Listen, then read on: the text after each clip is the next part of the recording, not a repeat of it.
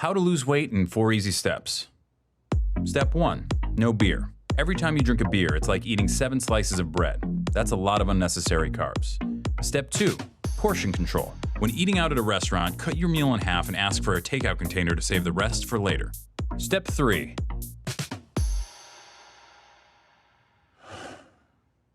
have your heart broken. And not just broken, but shattered by a girl who never loved you and never will.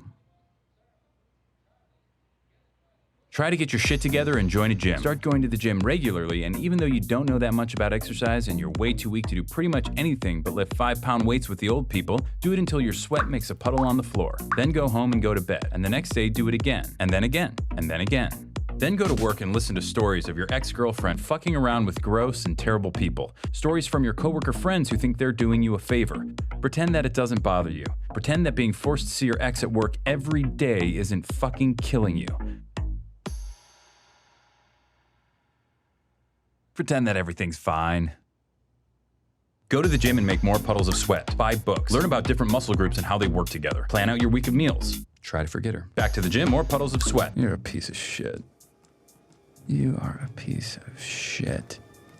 You are a piece of shit. After the gym one night, go all the way up to the top of the parking garage and walk all the way to the back. Look out at the lights of the skyscrapers of downtown and think about how every single one of those office lights represents a person. Try to imagine how they feel, what they're doing. Then realize that most of those lights are probably shining into offices with no one in them. Realize you're alone, that you're staring at no one. Become cripplingly depressed and try to locate your car. Go to sleep, go back to work, go to the gym, sweat, freak the fuck out on your ex. The next day, apologize. One day, she wears the necklace you bought her and tells you that she got it from someone really special. That night, you discover that Slayer's Angel of Death might be the perfect song to do squats to. Start to make friends at the gym. You used to look down on bro nods and fist bumps, but since that's how gym rats communicate, that's become the language you speak most often. Max and you spot each other on Wednesdays, Vinny and you spot each other on Fridays. It's important not to forget that you're a piece of shit. Work, gym, food, sleep, over and over. More fist bumps, more sweat puddles. Your body changes slowly, then all at once. You hit your goal weight, pick a new one, then hit it again. You go out and buy new clothes. You receive wave after wave of compliments. Your ex tells you that she's seeing someone else. Fucking bullshit. Piece. That night you go to the gym. You run farther and lift more than you thought your body was capable of. You go home and eat a single chicken breast and steamed vegetables. You go to sleep. You dream of a bottomless black puddle. No. No. No. There's a girl you see a lot at the gym who always does these weird leg exercises you've never seen before. You make it a point not to look at her because you're overly worried about looking creepy. Like that guy in the blue shirt who never wears underwear and always hangs around the lat pull-down machine. But you notice this girl is always at the gym when you are and seems to always choose the bench next to you. You turn up the Slayer and concentrate on making your puddles bigger. At work, your ex parades her new boyfriend around, flatly ignoring you the entire time. He's taller than you, in better shape than you, and significantly better looking than you.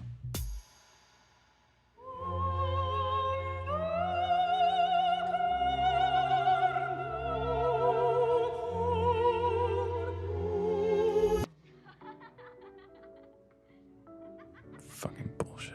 That night, you bench press double your body weight. You sneak a photo of yourself in the mirror and email it to yourself with the subject heading, "You are a warrior." The next day, you are more disgusted with yourself than you've ever been, and you delete it immediately. You make puddle after puddle after puddle and eat single chicken breasts and work and sleep over and over and over and over and over and over. And then something different happens. A night comes when you're not the last person in the gym. It's you and the girl who does the weird leg exercises. You end up walking out at the same time. Her name is Melissa and she works close by. She asks you out to dinner on Friday, promising it'll be healthy. The leg exercises are pivoting curtsy lunges. You start seeing Melissa a lot, both inside the gym and out. You add a couple cheat days to your week. You start getting a lot less sleep. Your ex calls you late at night, but you don't answer. One night, you're walking Melissa to her car, and she says she wants to show you something special. You both stand there in the dark, looking out over the lights of downtown.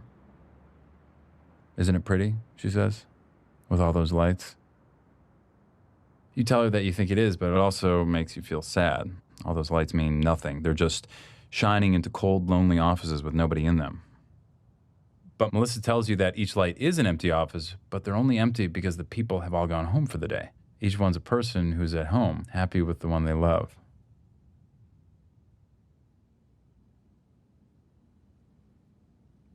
You look at her in the lights, and she smiles.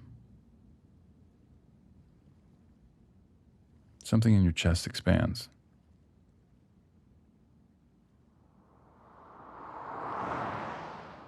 Late one Sunday afternoon, you're writing out your rent check and realize it's been exactly a year since you started working out.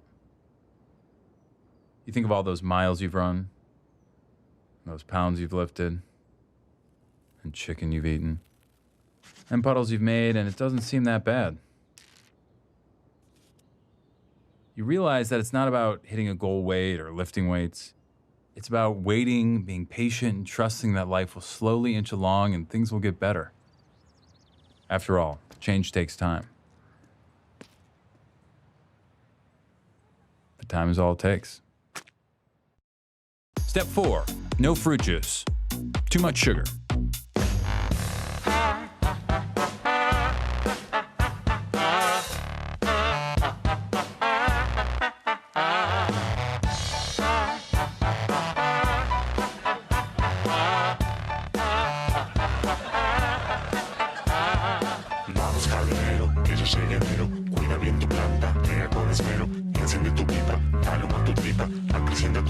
Fuma tu plantita.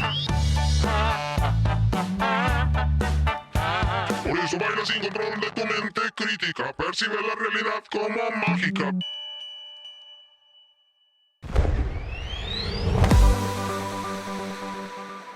Check out JASH on Go90 for more videos.